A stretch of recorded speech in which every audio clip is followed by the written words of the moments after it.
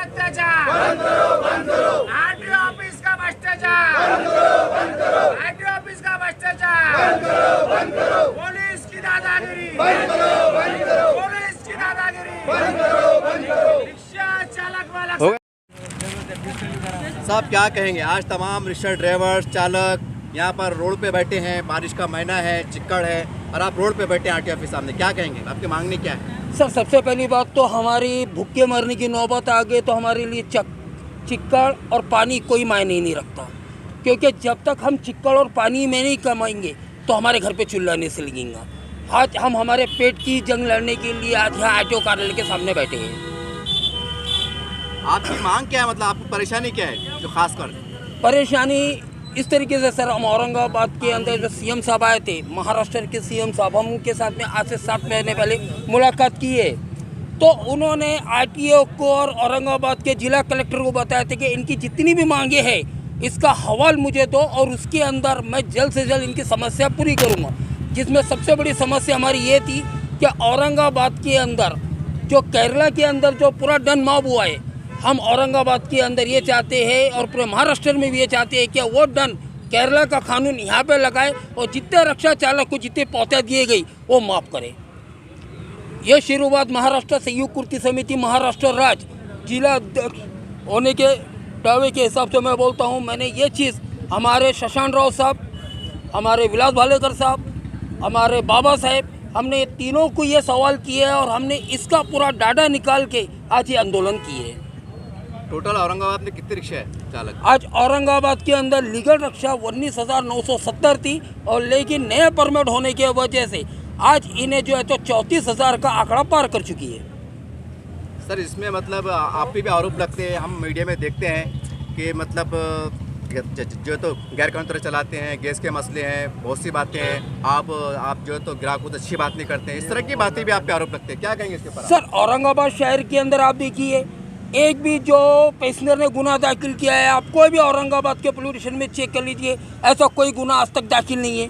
हाँ, हमारी छवि किस तरीके से बताई गई है वो तो हमसे बेहतर आप जानते हैं कि हम हर तरह से सेवा के अंदर उपलब्ध है। हाँ, हमारे ऊपर अत्याचार होता है, हमारी गाड़ियों को ऑनलाइन जो पावती है जो मारते हैं उसको कवर करने के लिए एकांती सीट आगे पीछे होता है, उसके लिए हम ये चीज़ को एक्सेप्ट करते हैं। तो आपको पावती कितने रुपए की मिलती है? सर 500 रुपये से स्टार्ट है और 5,000 रुपये पे जाके ख़त्म है। कभी पुलिस वाले से किन्हें सवाल कर दिया कि सर पावती किस लिए दे रहे, तो उसका जो है तो हैपर हो जाता है, उसका एटीट्यूड नष्ट होता है, तो 1500 के बदले वो 4,500 से 5200-5500 तक जाती है। सर ये आम बात है कि कभी कभी ऐसा होता है? कंपलसरी है सर, मतलब सवाल पूछते पावती का रेट बढ़ जाता, मतलब सवाल पूछते आती पावती का रेट जुर्माना बढ़ जाता, जुर्माना बढ़ता है, दंड बढ़ जाता है। तो हमने सवाल करना किसी से, हमारी छवि औरंगाबाद के अंदर ऐसी बनाए कि कमिश्नर साहब के साथ हम बात करने को जाते हैं तो उन्होंने हमारी सुनने को तैयार नहीं, आरटीओ साहब के पास हम जाते हैं वो हमारी सुनने को तैयार नहीं, हम कलेक्टर साहब को नहीं जाते वो हमारी सुनने के लिए तैयार नहीं, तो हम जाए तो किसके पास? अब साहब औरंगाबाद में जो है तो 3 आमदार है, एक हमारे खासदार साहब भी है, केंद्रीय मंत्री भी, मतलब 2 खासदार जो लो और 3 आमदार है, क्या ये भी तो मतलब जनता के प्रतिनिधि होती है ना, आपका काम है इनसे भी कम से कम बातचीत करना, ये भी एक ताकत रखते हैं। सर हमारा दुर्भाग्यपूर्ण बोले जाएंगे क्या, जो कमेटी है आरटीए कमेटी, उसके अध्यक्ष ही हमारे औरंगाबाद के जो खासदार है इम्तियाज जलील साहब, उसके अध्यक्ष है। इम्तियाज साहब के साथ में हमने इसके ऊपर 1 बार नहीं 10 बार इसके ऊपर डिस्कस कर चुके हैं। हमारे साथ में पॉलिटिकल पावर जैसे संजय सिरसाट साहब हो गए, इन्होंने कहीं ना कहीं हमको सपोर्ट किए, जैसा खदीर मौलाना इन्होंने कहीं ना कहीं हमको सपोर्ट किए, जैसा अंबादा दानवे साहब इन्होंने भी हमको कहीं ना कहीं सपोर्ट किए। सर एक दिन के रोने में कोई आता है, पुलिस और आरटीओ हमको रोज का रोना लगा ले, हम किसका नहीं जाए?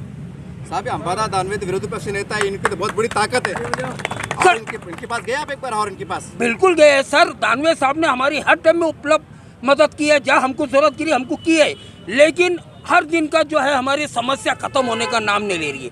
अब सिर्फ एक ही उम्मीद है सर, जो मीडिया है चाहे वो यूट्यूब मीडिया हो, पावर मीडिया हो या पेपर मीडिया हो, यही हमारा कुछ बेड़ा पार करती है, तो बस इनके ऊपर ही आस है। पुलिस और आरटीओ के ऊपर से हमारा विश्वास खत्म हो गया है। कभी यही सिलसिला चलते रहा तो औरंगाबाद शहर के अंदर मैं दावा करता हूँ जितने किसानों ने आत्महत्या नहीं की उससे ज़्यादा रक्षा चालक आत्महत्या करें। अगर आप बता सकते हैं कि ये महीने 2 महीने में आप जैसा बता हजारों की संख्या में कितने लोगों को पावती मिली, को आंकड़ा बता सकते हैं आप, अंदाजा या फिक्स आंकड़ा कितने सर लोग? 28,000 के आसपास का मैंने आपको आंकड़ा बता दिया, लेकिन 28,000 एक्यूरेट होंगे ये चैलेंज करता।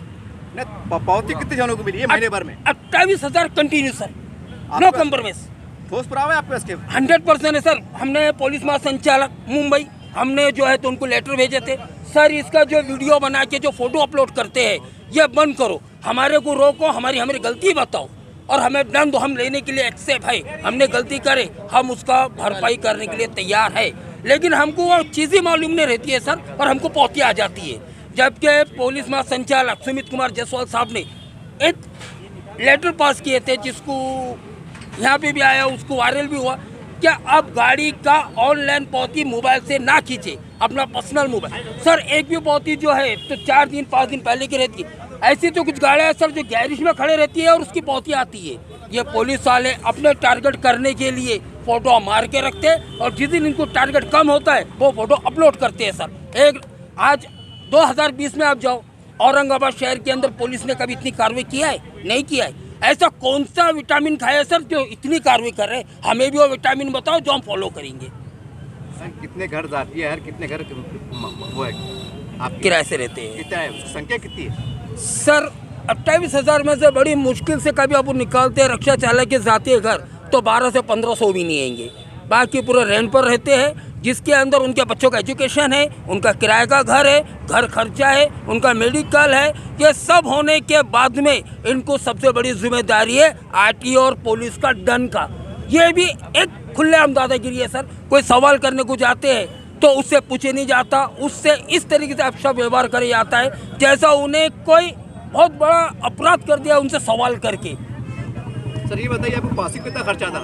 पासिंग के लिए लीगल प्रोसेस के अंदर खर्चा 2,000 से 2200 रुपये आता है, लेकिन अभी कुछ महीनों से इस तरीके से खर्चा बढ़ गया है कि 12 से 15,000 रुपये होना तो पासिंग होना। उसका खुलासे से बताता हूँ, जो आरटीओ की गिरफ्तारी है। जैसा एक पावर बोल के आरटीओ अपने रिफलिंग करता है, यानी कि टाकी चेक करके उसको क्लियरेंस सर्टिफिकेट देता है। समझो मुझे उससे सर्टिफिकेट होना और मुझे विदाउट चेक करके होना, यानी कि इसकी मुझे चेक नहीं करवाना है, मुझे टप नहीं खोलना है, तो मुझे उसको 3500 रुपये देना पड़ते हैं। तो उन्हें मुझे क्लियर सर्टिफिकेट देता है और आरटीओ वो चीज़ को एक्सेप्ट करता है। दूसरी बात है कि बगैर एजेंट के एक रिक्शा चालक वहाँ जाता है कड़ोड़ी के अंदर, तो उसको कोई भी कारण से उसकी पासिंग रद्द कर दी जाती है, उसको रिटर्न भेज दिया जाता है। हमारा सबसे बड़ा मुद्दा जो है सर पासिंग को लेकर, जो पावर गैस वाला है, जो गैस रिफिलिंग करता है, जो टाकी चेक करता है, उसका ट्रेनिंग सेंटर पे मैं बोलूँगा आप कौमी ऑपरेशन के लिए उसका नहीं वो सुविधा नहीं है। क्या उन्हें उतने पैसे ले रहा है? उसकी लीगल कंप्लेंट उसके बाद में पूरे एविडेंस मैंने लगा के आरटीओ कार्यालय को दिया, और आरटीओ बोलता है कि ये पुलिस ने मुझे क्लियर दिया है। तो ये क्या चला है सर? पुलिस गलत है, आरटीओ गलत है, क्या यूनियन गलत है कि गाड़ी वाले गलत है? जबकि पक्के पुरावे दिया है कि 1.5 साल से वो गाड़ियाँ आरटीओ ऑफिस कार्यालय कंपाउंड में खड़ी हुई है। उसके हमने 7,000 रुपये दे के उससे सर्टिफिकेट बनाए हैं, तो वो बताते हैं कि नहीं ये सही है, वो सही है, ये गलत है, तुमने आरोप गलत लगाए। आरटीओ के रिकॉर्ड के हिसाब से गाड़ी अंदर खड़ी हुई है, 2 गाड़ियाँ हैं आरटीओ के रिकॉर्ड में, गाड़ी अंदर है, लेकिन उन्होंने रोड के ऊपर सर्टिफिकेट दिए, जबकि उसका नियम ऐसा है कि उन्हें कैश टेस्टिंग करना, उन्हें पूरा चेक करना है गाड़ी ये परस्ती में है या नहीं है। समझो दुर्भाग्यपूर्ण वो गाड़ी के सर्टिफिकेट देते हैं सर। एक जिम्मेदारी से एक रिक्शा ड्राइवर गाड़ी चलाता है, उसके अंदर 3 लोग बैठे हुए रहते हैं, वो गाड़ी कभी ब्लास्ट होती है और वो परिवार के 3 लोग को कुछ होता है, तो उसकी जिम्मेदारी किसकी? आरटीओ की है क्या उस पावर की है जो आरटीओ ऑफिस चला रहा है? जैसा एक कौमी ऑपरेशन करे थे, उसके अंदर उसको बंद कर दिया गया, शायद वालूस के अंदर कोई है, उसको बंद कर दिया गया, तो पवार को इतना छाती से लगाना ये समझ में नहीं आ रहा है सर। दूसरी बात, इन्हों जो है तो दूसरे एजेंसी क्यों नहीं दे रहे, दूसरों को क्यों चांस नहीं दे रहे? यहाँ एजेंसी आएंगी, कंपटीशन बढ़ेगा, रेट कम होगा, हमारे पासिंग में पैसे की सहूलत मिलेंगी, हम लोग पासिंग करेंगे सर। हमारी सबसे बड़ी प्रॉब्लम ये है। दूसरी बात है, आरटीओ में कभी हम जाते हैं, कड़ोड़ी में जाते हैं, तो वहाँ पे बगैर जी फॉर्म के और बगैर एजेंट के गाड़ी पास नहीं होती है, और गाड़ी पास क्यों नहीं हुई बोल के हमको फाइन दिया जाता है सर। इसकी शिकायत आपने खासदार साहब से करे थे, जैसे आपने बोले कि जिम्मेदार है? बिल्कुल खासदार साहब के साथ में इसकी शिकायत कर रहे हैं। खासदार साहब से पर्सनली 2 बार मिले, कलेक्टर ऑफिस में 4 बार मिले।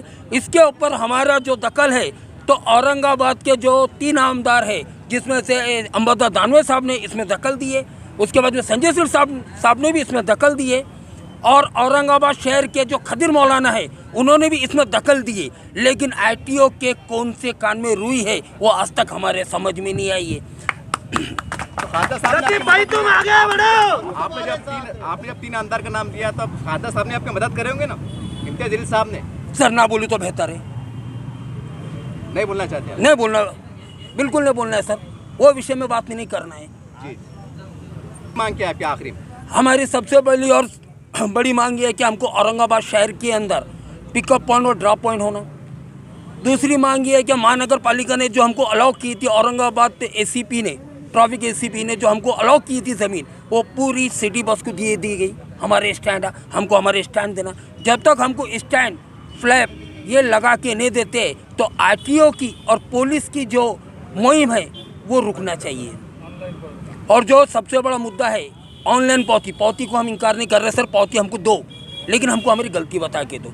जो गलती हमने की है उसकी सजा ही हमें मिली है, अब साइन नहीं करेंगे सर। अब बिल्कुल हमको इसके बाद में कभी औरंगाबाद शहर से हमने शुरू करे तो आज पूरा महाराष्ट्र हम बंद करेंगे। और बहुत जल्दी कभी हमारी समस्या भी हल नहीं निकला तो हम महाराष्ट्र संयुक्त पूर्ति समिति, महाराष्ट्र राज्य शशांक राव साहब, उल्लास भालेकर और हमारे बाबा साहब के नेतृत्व में पूरा महाराष्ट्र बंद करने की तैयारी में है। इस तरह से आपने देखा रिक्शा चालक मालक तमाम यहाँ पर लोग बैठे हुए हैं और सारी मांगे आपके बैनर पे आपको दिखाई दे रही है। स्क्रीन पे आपको निवेदन भी बताया जा रहा है, आप शायद देख रहे होंगे। अब आप ज़्यादा बोलने कुछ बचा नहीं है। हमारे एक बात तो तय है कि बारिश का महीना चल रहा है, महाराष्ट्र में राजनीति उथल पुथल चल रही है, सारी बात है। लेकिन ये वो गरीब है, हज़ारों की संख्या में है, इनके घर किराए के हैं, कमाएंगे तो खाएंगे, घर किराए के है, गाड़ी किराए की है, बच्चों को पढ़ाना है, लिखाना है। और सरकार ये बता रही है कि हम गरीबों के साथ है। एक अभियान चल रहा है, हम मीडिया के माध्यम देख रहे हैं, शासन आपले दरी, प्रशासन आपले दरी, ये इसका बहुत जोर शोर से जो तो दावे किए जा रहे हैं। जब प्रशासन और शासन आपले दरी है तो ये यहाँ पर क्यों बैठे हुए? एक सवाल ये है कि ये यहाँ पर क्यों बैठे हुए हैं? दावा किया जा रहा है, और ये औरंगाबाद ज़िला है, ये कोई खेड़ा पाड़ा नहीं है, बस्ती नहीं कि चलो भाई कोई 4 घर का खेड़ा होगा, वहाँ पर ही 4 लोग बैठे हैं और आपको इसकी मालूमात नहीं है। ये औरंगाबाद ज़िला है, ये औरंगाबाद ज़िला ऐतिहासिक शहर है। और ऐसे शहर में एक रोज़ी रोटी के लिए ऐसा बैठ जाना और अपनी मांग के लिए बैठ जाना तो कहीं ना कहीं एक बहुत शर्मनाक बात है। जबकि खुल के कह रहे हैं कि हमारी गलती बताओ। अब सवाल ये है कि ऐसे छोटे छोटे वर्ग के लोग, मजदूर लोग अगर परेशान होंगे तो फिर कैसा चलेगा? पहले बहुत जो तो योजना आ रही नहीं है, जनता को लाभ नहीं मिल रहा है। अभी जैसे तैसे करके बेचारे रात दिन मेहनत करते हैं, अपने बाल बच्चों को पालते हैं और अपनी मेहनत से कमाते हैं। सरकार को ये नहीं बोलते कि हमको 2000 5000 महीना डालो, हम भूखे मर रहे हैं, कि हमको राशन दो। जैसे भी बेचारे कमा लेते हैं, चटनी मिर्ची खा लेते हैं। अब सवाल ये है कि औरंगाबाद में हमारे 3 आमदार भी हैं और 2 खासदार भी है। और मैंने बहुत खुल के कहा है, उन्होंने खुल के कहा है कि नेताओं का भी सपोर्ट है, लेकिन ये बार बार चल रहा है। अब सवाल ये है कि फिर ऐसे में जो नेता की अपनी ताकत होती है, एक उनका दबदबा होता है, वो दिखाई नहीं देता है। आप काम कर रहे हैं लेकिन ये बैठे क्यों है? ये सवाल ये है, बैठे क्यों है? और जबकि नेता इसलिए होते हैं कि जनता की समस्या का निवारण करे, अधिकारी इसलिए होते हैं कि उनकी समस्या को सुने। जब कोई नहीं सुन रहा है, जब रोड पे बैठे हैं, तो बताइए फिर कहाँ है लोकतंत्र, कहाँ है गरीबों की आवाज़? तो उम्मीद करते हैं यहाँ के तमाम नेता भी सुनेंगे। और जैसा इन्होंने कहा कि पूरे महाराष्ट्र भी बंद हो सकता है, ज़िला भी बंद हो सकता है। मैं नेताओं को कहना चाहता हूँ, क्योंकि आजकल कैसा है, लालच का ज़माना है, फ़ायदे की बात अपनी हर कोई सुनता है। साहब ये मामूली लोग नहीं है, हज़ारों की संख्या में ये तो रिक्शा ड्राइवर है और एक एक घर में 5-5 चोट होते हैं, तो 1 लाख 1.25 लाख का गट्ठा बनता है। आप ये गलतफहमी मत रहो, ये रिक्शा ड्राइवर है, चिल्लर है, छोटे मोटे क्या कर लेंगे, चिल्ला पुकार करेंगे, ये मत सोचिए आप। ये व्हाट्सअप फेसबुक का ज़माना है, अगर इनका दिमाग ख़राब हुआ तो लोकशाही माध्यम से 1.25 लाख वोट कहीं भी फिर सकते हैं। आपका बेड़ा गर्क हो सकता है, आपकी कुर्सी जा सकती है। आप हल्के मत लो, क्योंकि 4 महीने इलेक्शन को रह गए हैं और इनके पास आपको हाथ जोड़ के, पैर छू के, सलाम करके, नमस्ते करके आना है। तो आज आ जाइए इज्जत के साथ और बोलिए साहब आपकी क्या समस्या है, क्योंकि आप ताकत रखते हैं, आप वजन रखते हैं, तो उम्मीद करते हैं कि आप जागेंगे। नहीं तो याद रखिए ये जनता आज मजलूम है, बेसहारा है, लेकिन 4 महीने के बाद ये जनता राजा रहेगी और आपको हराने का, जिताने का ताकत पैदा करेंगी। उम्मीद करते हैं कि आप जागेंगे और गरीबों के इंसाफ के लिए कुछ करेंगे और दुआएं लीजिए, आशीर्वाद लीजिए, आपकी कुर्सी बढ़ जाएगी। उम्मीद करते हैं कि आप जागेंगे।